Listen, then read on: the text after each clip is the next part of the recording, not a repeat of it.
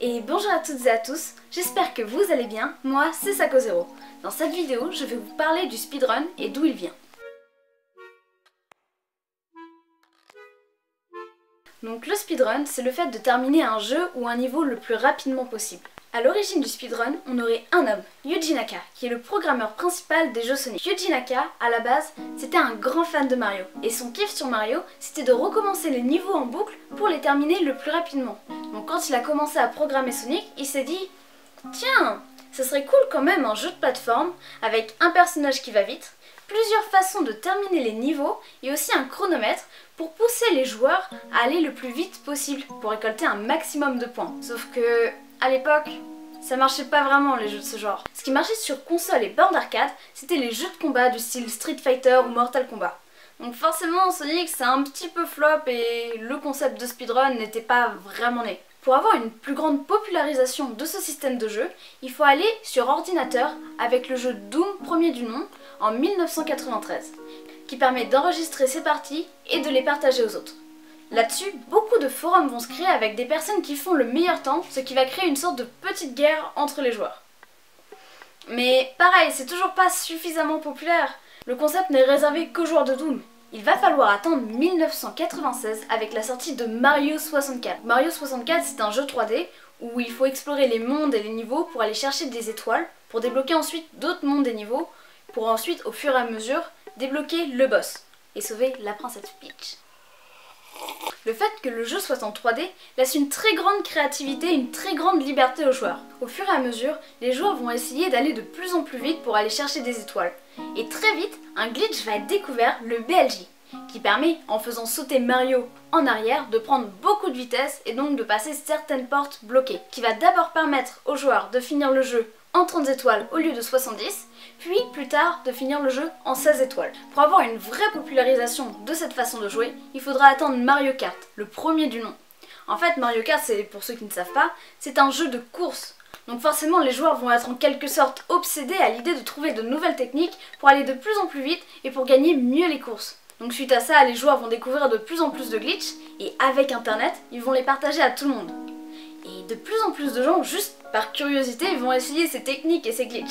À partir de là, les gens vont se dire « Tiens, mais si c'est possible de faire des glitches dans Mario 64 et dans Mario Kart, c'est peut-être possible de le faire dans d'autres jeux !» Et c'est comme ça qu'au fur et à mesure, de plus en plus de personnes ont commencé à chercher des glitches dans un petit peu tous les jeux. Et donc ont commencé à faire cette course et cette guéguerre qui est le speedrun. Aujourd'hui, dans le speedrun, on retrouve deux catégories principales et 4 catégories qu'on peut appliquer à peu près à tous les jeux. Donc ces deux grandes catégories sont les catégories Any% et 100%.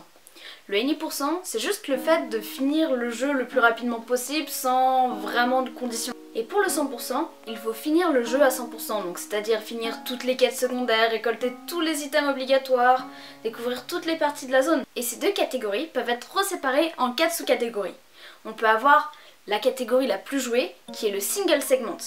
Si par exemple on fait une run Any% en single segment, ça veut dire que le but du jeu, ça va être de finir le jeu le plus rapidement possible en une seule fois.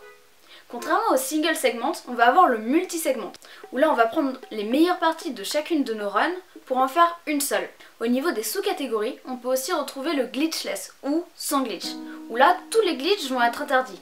Si on reprend l'exemple de Mario 64, là le BLJ sera complètement interdit. Au fait, j'ai oublié de le préciser, mais un glitch, c'est un bug, c'est quelque chose qu'on peut faire dans un jeu vidéo, mais qui n'est pas prévu par les développeurs. Comme par exemple passer à travers un mur ou voler dans un jeu, où c'est pas vraiment possible de base. On peut aussi avoir comme sous-catégorie le Tool Assist Speedrun. Donc ça va être surtout sur des speedruns sur émulateur, donc des jeux qui à la base sont sur console, mais qu'on peut faire tourner sur PC grâce à ce qu'on appelle des émulateurs. Ça va être sur les personnes qui speedrun sur émulateur, la possibilité d'avoir des petits logiciels qui améliorent la qualité du jeu vidéo, les FPS ou au contraire les ralentir pour que certains glitches puissent être faits plus facilement. Aujourd'hui, on a un site officiel qui répertorie tous les speedruns de toutes les catégories de tous les jeux. Speedrun.com. Donc en fait, les speedrunners vont envoyer leur run avec leur temps et une preuve vidéo. Donc les preuves vidéo sont accessibles à absolument tout le monde et en fait, il va y avoir un classement de celui qui est du plus rapide au moins rapide. Bref, j'espère que cette vidéo vous aura plu. Ça fait très longtemps que je travaille dessus et que j'hésite à la faire, à la sortir et tout. Juste la tourner, c'est un très grand pas pour moi. Que dire, merci d'être resté jusque là et à très bientôt.